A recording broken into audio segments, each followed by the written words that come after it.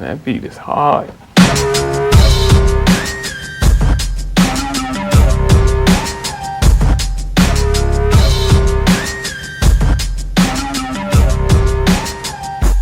This is how it goes. Welcome one and all to the show. We're wired up, fired up, and we're ready. Here's the camera, most important thing. We'll go over that. Has the high capacity battery that lasts probably 4.5 hours. So once you charge this up, there's no problem. The recording in HD holds about 14 plus hours of record time, and there's no tapes or anything. It all just fits on here, and then it's offloaded on that computer later. This is the charger for it. The way you can always tell this charger, other than it says Sony on it, is this end, if you see that, is very distinctive and fits the new type of cameras. So it's pretty easy to tell what it looks like. Always have a roll of black tape. I'll tell you why later. Here's the manual for the camera. These are the component connectors, so when you want to play out of the camera into a component TV device, you can do that. These are the regular RCA connectors, so you can play into a regular TV in standard definition. It doesn't look so hot if you're recording in HD, but it'll give you a good reference if you need it. Here's the remote control that goes with it. We don't really use it much unless you're hooking the camera straight up to a TV.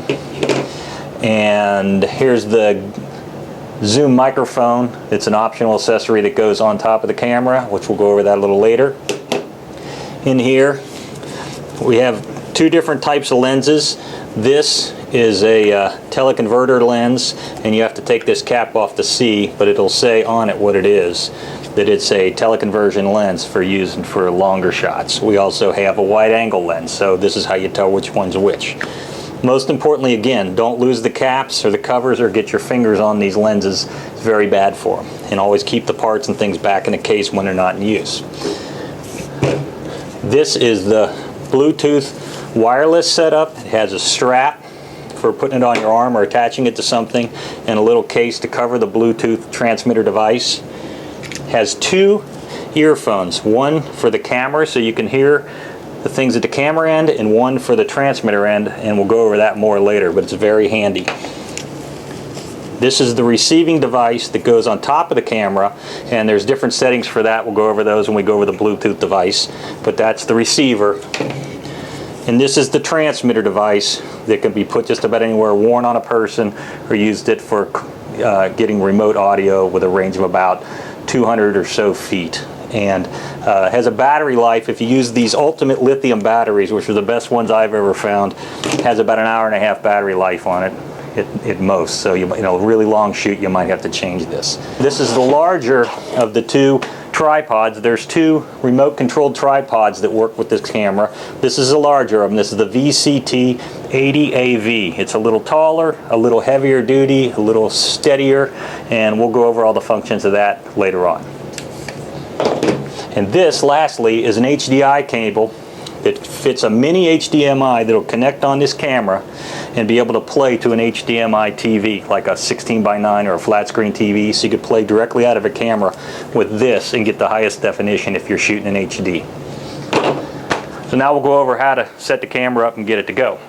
First, we're going to go over how to set up the tripod.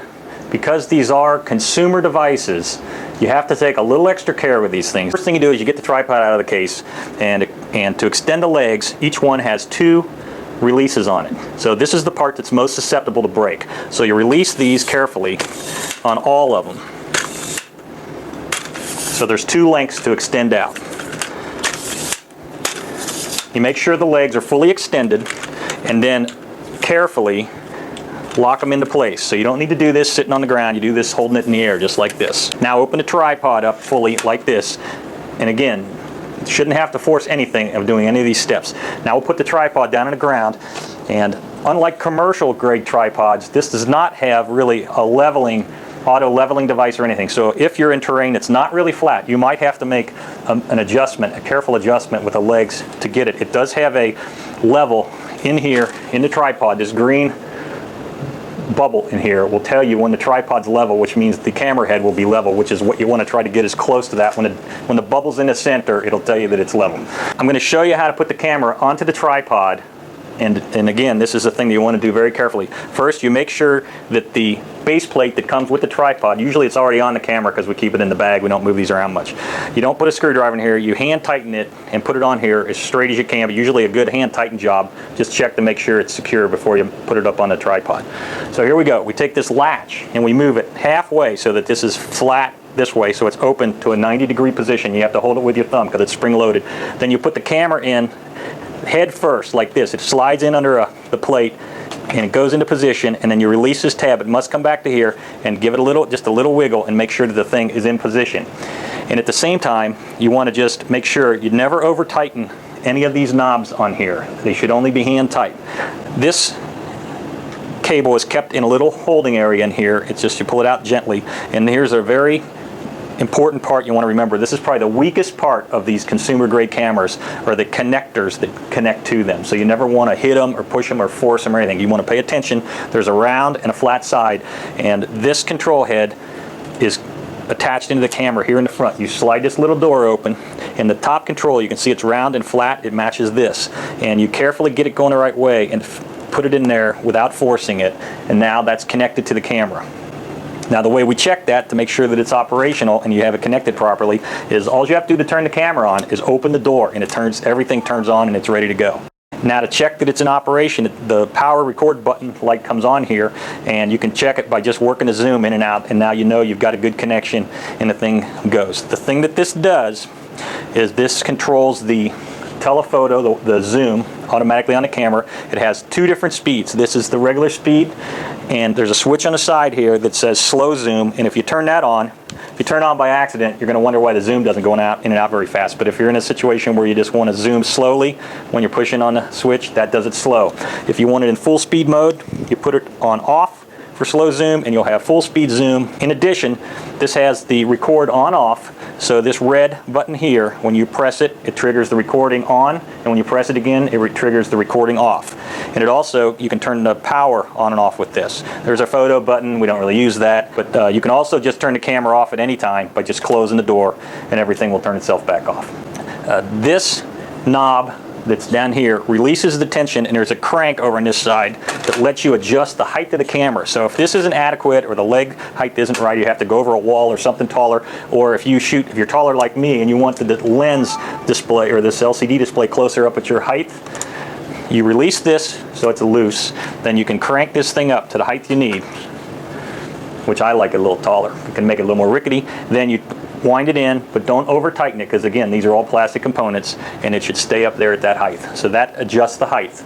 Now, what you want to adjust, there's two more settings that you typically will adjust. This is the one for panning, that's this way, and this is the adjustment for tilt. And the friction of them each need to be set accordingly. Normally, you would just take and turn in the panning adjustment just to where you just feel it, to where you feel a little tension, because in high definition, which is what we shoot in, you want to use a very slow motion. High definition cameras don't like fast movements on cameras. And then the tilt, usually you turn it in again until it's just barely touching it, and that should give you the right range. Also, as you're setting up at the event you're going to shoot, whether you're indoors or in a stadium or wherever, as you set up, you want to have the position of the tripod where it's comfortable for you, whether you're right-handed, left-handed, but you want it to be steady. I typically like to hold my hand here on the tripod when I'm shooting, and you want to be able to have this in a comfortable position, or be standing in a comfortable position, so that you can operate the zoom, because you'll be using that probably the most of things, and being able to pan all the way from one end of the event to the other. So you always check that range to make sure you're in a position, because some of the shoots can go on for a while. So, and make sure that your arm won't get tired, and make sure that it's a comfortable position for you, and you can do this without jerking the camera around, because that makes very bad videography. So that's really...